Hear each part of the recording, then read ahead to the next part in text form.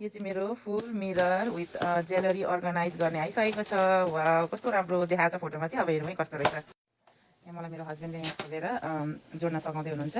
म जोडिसकेपछि हजुरहरूलाई देखाउँछु। कस्तो मजाले प्याक गरेर पठाइदिएको हुँदो रहेछ क्या ऐना फुर्छ भनेर होला। वाउ हेर्नु न भित्र पनि कस्तो धेरै कोठा भएको चाबी लाउने खालको रहेछ। कति मजाको क्या भित्र ऐना भएको। यहाँनिर चाहिँ ज्वेलरीहरू अर्गनाइज गर्ने हो। म सबै कम्प्लिट भिडियो हजुरहरूलाई देखाउँछु है। मैले फाइनल जोडिसकेको छु। यो फुल मिरर भइहाल्यो। यहाँनिर यसको यहाँ तल एउटा बक्स पनि आएको हुन्छ है। यो बक्समा चाहिँ हजुरहरूले जे पनि राख्न सक्नुहुन्छ। तौलहरू भयो अथवा हजुरहरूको मेकअपको सामानहरू भयो। भित्र चाहिँ यस्तो हुन्छ। हजुरहरूको ज्वेलरीहरू सबै थोक राख्न मिल्छ। एकदम मजाले मिलाएर राख्न सक्नुहुन्छ हजुरहरूले। सबै थोक धेरै सामान आँट्दो रहेछ।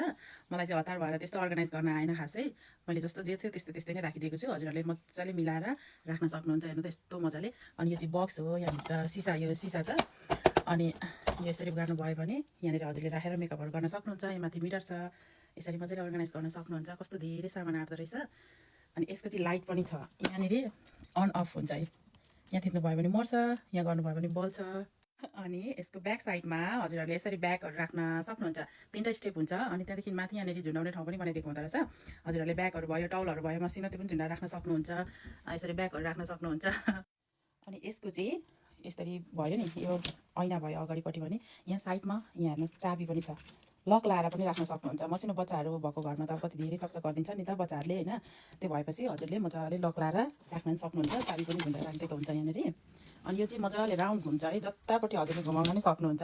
जतैपट्टि यसरी फेनिनी जतैपट्टि घुमाउन नि सक्नुहुन्छ। जतै पनि घुम्छ। म हजुरहरूलाई ओरेन्ज कलरको कार्ड राखिदिन्छु। त्यहाँ गएर हजुरहरूले यसको प्राइसहरू अनि अरू केहरू बुझ्न चाहनुहुन्छ सबै कुरा बुझे हुन्छ। डिटेलमा सबै भनिदिएको हुन्छ त्यहाँनिर। अनि मन पऱ्यो भने बाई पनि गर्न सक्नुहुन्छ। Thank you so much.